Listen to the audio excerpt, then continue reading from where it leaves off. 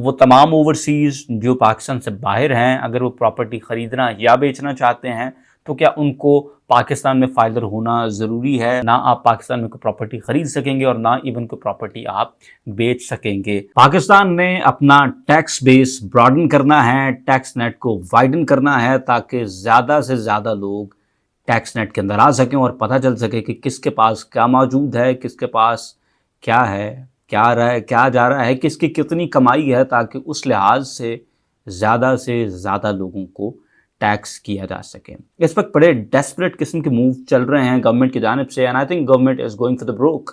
और इस वक्त उन्होंने अपने सबसे बड़ी चाल चल दी है कि पाकिस्तान के अंदर नॉन फाइलर की टर्म को ही मुकम्मल तौर पर अबॉलिश कर दिया गया है। अब से हर किसी ने टैक्स फाइल करना है, हर किसी ने टैक्स देना है, और वो तमाम लोग जो नॉन फाइलर हैं उन पर बहुत बड़ी बड़ी पाबंदियां लागू की जा रही हैं। नॉन फाइलर लोग गाड़ी नहीं खरीद सकेंगे, बैंक अकाउंट नहीं खोल सकेंगे, और जो उनके ऑलरेडी मौजूद बैंक अकाउंट्स हैं उनको भी इवन फ्रीज किया जाएगा, और साथ ही साथ ना वो प्रॉपर्टी खरीद सकेंगे और ना ही इवन प्रॉपर्टी को बेच सकेंगे।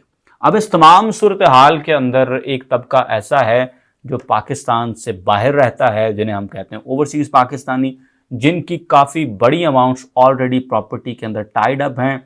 वो अगर प्रॉपर्टी बेच नहीं सकेंगे तो फिर उनकी इन्वेस्टमेंट के हवाले से क्या होगा। तो ये जो नए चेंजेस आ रहे हैं टैक्सेस के हवाले से, इन पर आज बात करेंगे कि इनका इतलाक किस तरह से कैसे होगा ओवरसीज़ पाकिस्तानियों के ऊपर। अस्सलाम वालेकुम, दिस इज़ सुहेल जाफरी और आप देख रहे हैं हमारा यूट्यूब चैनल AJ मार्केटिंग। अगर आप रावलपिंडी इस्लामाबाद के पास NOC अप्रूव्ड हाउसिंग सोसाइटी में 5 मरला का डबल स्टोरी घर 3 साल की आसान के साथ पर ख़रीदना चाहते हैं तो हमारे पास आपके लिए बड़ा ज़बरदस्त ऑप्शन मौजूद है। हमारे दिए गए नंबर्स पर ज़रूर रब्ता करें। टैक्स के हवाले से कुछ चीज़ों में डिफ्रेंशिएट करना बहुत ज़्यादा ज़रूरी है ताकि असल मुद्दा तक हम सही तरह से पहुंच सकें और बात हमें सही तरह से समझ आ सके। देखें, सबसे पहली चीज़ ये होती है कि जब ओवरसीज़ बाहर जाते हैं तो वहाँ पर वो जो अपनी इनकम कमा रहे होते हैं वो वहाँ के कानून के मुताबिक ऑलरेडी टैक्स्ड होती है। तो इसलिए उस इनकम के ऊपर आपको किसी किस्म का पाकिस्तान में कोई टैक्स नहीं देना है। बिकॉज बहुत सारे लोग कंफ्यूज थे कि यार ये जो नए टैक्सेस लग रहे हैं इसमें मुख्तलिफ इनकम स्लैब्स होंगी, और जिस तरह से कहा जा रहा है कि 1 करोड़ से कम वाली स्लैब है, 1 करोड़ से ज़्यादा वाली स्लैब है, तो इसमें फिर हमें किस तरह से कोई इनकम टैक्स लगने के चांसेस हैं। तो वो कमाई जो कि आप पाकिस्तान से बाहर कर रहे हैं वो ऑलरेडी वहाँ पर टैक्स्ड होती है, वहाँ पर सैलरीज टैक्स कटने के बाद ही आती हैं। तो इसलिए आप पर पाकिस्तान के अंदर किसी किस्म का कोई फर्दर इनकम टैक्स उसके ऊपर नहीं लगेगा। और इसकी एक बहुत बड़ी रीज़न ये भी होती है कि रेमिटेंसेस को इनकरेज करने के लिए भी ये किया जाता है ताकि ज़्यादा से ज़्यादा लोग जो हैं वो बग़ैर किसी हर्डल के, बग़ैर किसी लॉस के अपने पैसे पाकिस्तान अपने घर वालों को भेज सकें, या इवन वो अगर पाकिस्तान के अंदर किसी तरह की कोई इन्वेस्टमेंट करना चाहते हैं तो वो बिला झिझक पाकिस्तान के अंदर इन्वेस्ट कर सकें। तो जो रेमिटेंस बाहर से आ रही है वो चूंकि ऑलरेडी टैक्स्ड होती है उस मुल्क में जहां से वो ओरिजिनेट कर रही है, तो उसके ऊपर किसी किस्म का पाकिस्तान के अंदर कोई टैक्स नहीं है।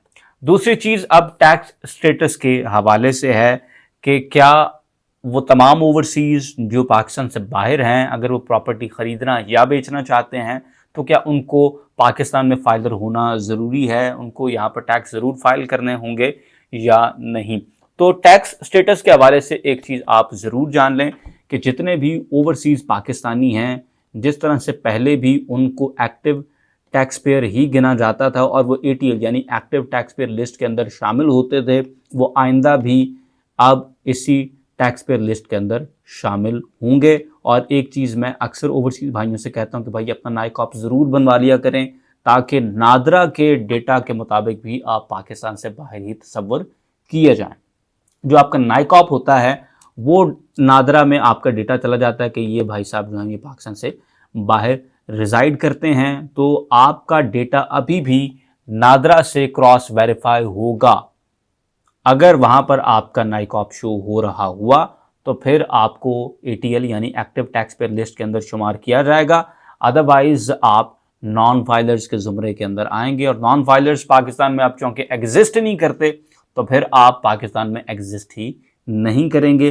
तो ना फिर आप कोई बैंक अकाउंट खोल सकेंगे, ना आप कोई गाड़ी खरीद सकेंगे, ना आप पाकिस्तान में कोई प्रॉपर्टी खरीद सकेंगे और ना इवन कोई प्रॉपर्टी आप बेच सकेंगे। तो नादरा में आपका ओवरसीज़ का रिकॉर्ड होना बहुत ज़्यादा ज़रूरी है। नाइकॉप वाला काम अपना पहली फुर्सत के अंदर आपको ज़रूर करना चाहिए। बाकी इसके बाद इनकम वो जो आप पाकिस्तान में बना रहे हैं उसके हवाले से बात होगी। एक भाई स्वीडन से थे गालिबन या यूरोप के किसी और मुल्क से थे और उन्होंने एक दफ़ा बात की और उनके जो लफ्ज़ थे वो बड़े गैर अखलाकी से खैर लफ्ज़ थे जो उन्होंने इस्तेमाल किए। He said a few words about this country as well और उन्होंने कहा जी कि हम इनको क्यों टैक्स दें इस चीज़ पे उस चीज़ पे, प्लॉट ख़रीदने पे या बेचने पे हम दोहरा टैक्स क्यों दें। तो वो इस बात को समझ नहीं रहे थे कि वो दोहरा टैक्स नहीं दे रहे। उधर जो उन्होंने टैक्स दिया है स्वीडन की सरकार को या यूरोप में जिस भी मुल्क में वो थे, वो आपने चूंकि वहां पर पैसे कमाए हैं तो आपने उनका टैक्स दे दिया। पाकिस्तान में जब आपने पैसे भेज दिए वो टैक्स फ्री पाकिस्तान के अंदर आए। लेकिन अब अगर आप पाकिस्तान की मार्केट के अंदर उसको यूटिलाइज कर रहे हैं, इस मार्केट में पार्टिसिपेट करने पर आपको टैक्स किया जाएगा। इनकम अर्न्ड इन पाकिस्तान, उस पर आपको टैक्स लगेगा। और ऑफ कोर्स जो इमूवेबल एसेट्स होते हैं इनको एडवांस में ही विद होल्डिंग टैक्स वगैरह की मद में आप पे टैक्स लगना शुरू हो जाते हैं। तो मैंने उन भाई साहब से तब भी कहा कि भाई आप अगर उधर कमाते हुए नहीं चीख रहे, उधर टैक्स देते हुए आप ओके हैं, तो फिर पाकिस्तान में जब आप टैक्स देते हैं तो इधर क्यों चीख रहे हैं या क्यों बदकलामी कर रहे हैं। और जब पाकिस्तान में आप पैसा बना रहे हैं, इनकम जनरेट कर रहे हैं, तो इस पर टैक्स देते हुए क्यों आपको मौत पड़ रही है। You are making money here. At the very least आपको मार्केट प्रोवाइड करने के ऊपर ही टैक्स बनता है। अब ये एक मुख्तलिफ बात है कि लोग सहूलतों की बात करते हैं कि यार ये सहूलत वो सहूलत, तो भाई eight the very core of it आपको एक मार्केट प्लेस प्रोवाइड की गई है। एट द वेरी लीस्ट आपने इसके लिए टैक्स देना ही देना है। बाकी तो खैर फिर बाद की बातें हैं ना कि ये फैसिलिटी मिलती है इसके अगेंस्ट और वो फैसिलिटी मिलती है उसके अगेंस्ट और ये होता है और वो होता है। तो उसके ऊपर भी ऑफ कोर्स जहां और बहुत सारी साइड्स के ऊपर आर्गुमेंट किए जा सकते हैं, वहां पर जो सबसे फंडामेंटल किस्म का आर्गुमेंट है भाई साहब, यूरोप की वो कॉलोनियल पावर्स जिन्होंने कई 100 साल दुनिया भर के रिसोर्सेज को एक्सप्लॉइट किया, लोगों को इधर से उधर किया, गुलाम तक बनाया और पता नहीं क्या क्या नहीं किया, और आज बड़े मुहज़्ज़ब बन के बैठे हुए हैं। अगर सारी दुनिया को लूटने के बाद अब कहीं जाकर वो अपने लोगों को सर्विसेज और बड़े अच्छी किस्म की सहूलियात दे रहे हैं, तो भाई वो दे सकते हैं। अगर इतना मौका किसी और को भी मिल जाता तो वो भी ऐसा ही करते। ये कोई बहुत बड़ी बात नहीं है। किसी भी चीज़ को ना आप तारीख़ी तनाज़ुर में देखे बगैर सिर्फ लेके भाग नहीं सकते। You have to see and look behind कि होता क्या रहा है। खैर गलना फिर किसी और पास से निकल जाएंगी, इन तमाम बातों को छोड़ें। तो पाकिस्तान में भाई अगर आप प्रॉपर्टी परचेज कर रहे हैं तो आपने 236 के वो देना है जो कि एडवांस टैक्स है। और ये आपने, अगर आप फाइलर हैं, जो कि आप फाइलर ही कंसिडर होंगे, तो आपका नाइकॉप है तो उसके अगेंस्ट आपने ये 3% पे करना है। अगर आप प्रॉपर्टी बेचना चाहते हैं तो आपने 236C ये एडवांस टैक्स है, ये भी आपने टैक्स ज़रूर देना है जो कि 3% ऑफ द वैल्यू है। अब इसमें एक फ़र्क होता है, कैश वैल्यू का आपने 3% नहीं देना। फॉर एग्जांपल आपने एक प्लॉट आज से 5 साल पहले ख़रीदा था 20 लाख रुपए का और आपने उस प्लॉट को आज बेचना है अप्रिसिएशन के बाद 1 करोड़ रुपए के ऊपर, तो आपने करोड़ का 3% टैक्स नहीं देना, आपने उस 20 लाख का 3% टैक्स देना। यानी आपका जो टैक्स बनेगा वो 60,000 रुपये आपका टैक्स बनेगा। ठीक हो गया। तो ये वो सूरत हाल है। बाकी एक बड़ी इंटरेस्टिंग बात है वो है कैपिटल गेन टैक्स के हवाले से। अब देखें आपने 5 साल के बाद यहाँ पर 80 लाख रुपए का गेन किया है इस सीन के अंदर, 15% आप पर कैपिटल गेन टैक्स बनता था। लेकिन सबसे बड़ा फायदा मैं ओवरसीज के हवाले से वो बता रहा हूँ क्योंकि एक भाई ने, उनके साथ मेरी बड़ी लंबी डिस्कशन होगी इस बात के ऊपर, तो ये वीडियो जो है ना वो काफ़ी हद तक उन्हीं की तरफ डायरेक्टेड है। तो देखें जो आपने 80 लाख रुपए का गेन इस केस के अंदर बनाया है उसका अगर 15% आप पे टैक्स पड़ता, 12 लाख रुपए आप पर ये टैक्स पड़ जाना था अगर आपने ये टैक्स फाइल करना होता। लेकिन ओवरसीज पाकिस्तानियों को ये छूट हासिल है कि उन्होंने अपना टैक्स फाइल ही नहीं करना होता। तो आप पर जो लोड पड़ता है वो प्रॉपर्टी के सेल और परचेज के टाइम पर जो एडवांस टैक्स लगता है वही टैक्स है।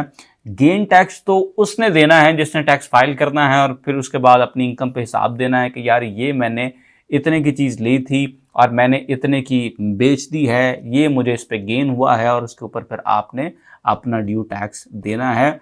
तो ऐसा नहीं है कि यार हर तरफ से ही आपको निचोड़ा जा रहा है। ये लिबर्टी जो है वो यहाँ के रेजिडेंट को कोई नहीं है। मैंने अगर अपना प्लॉट 20 लाख का लिया हुआ 1 करोड़ में बेचना है और 80 लाख रुपए मेरे गेन्स हैं, तो उन गेन्स के ऊपर मैंने अपना ड्यू 15% टैक्स देना है, जबकि ओवरसीज को यहाँ पर जो है वो बहुत बड़ी लिबर्टी हासिल है। तो टैक्सेस के हवाले से जो चीज़ें थी वो आपके सामने ज़रूर रखती हैं।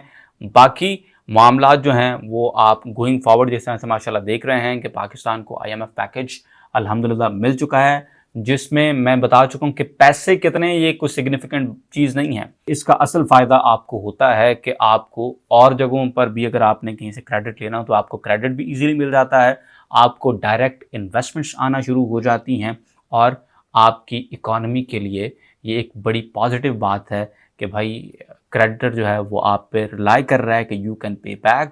दूसरी चीज़, जिस तरह से डॉलर काफ़ी देर से माशाल्लाह साल से ज़्यादा वक्त हो गया है स्टेबल है, डॉलर जो है वो बिल्कुल फनेटिकली मूव नहीं कर रहा है, और उसके साथ साथ जिस तरह से पाकिस्तान की इकॉनमी तमाम तर चैलेंजेस के बावजूद भी माशाल्लाह is poised to grow by 3.2%, जो कि गिवन के 6 महीने पहले 3 महीने पहले की जो प्रोजेक्शंस थी वो बड़ी डायर थी। तो उससे ओवरऑल लग यही रहा है कि इंशाल्लाह ताला रियल एस्टेट मार्केट जो है ये अब अपने अपवर्ड ट्रेंड की जानिब शुरू हो चुकी है और आने वाले वक्त के अंदर आपको रियल एस्टेट में बड़े ज़बरदस्त रिटर्न्स मिलने वाले हैं। आज की वीडियो से सिर्फ इतना ही, इंशाल्लाह आपको मिलेंगे अगली वीडियो में। तब तक अपना बहुत सा ख्याल रखें। अल्लाह हाफ़िज़।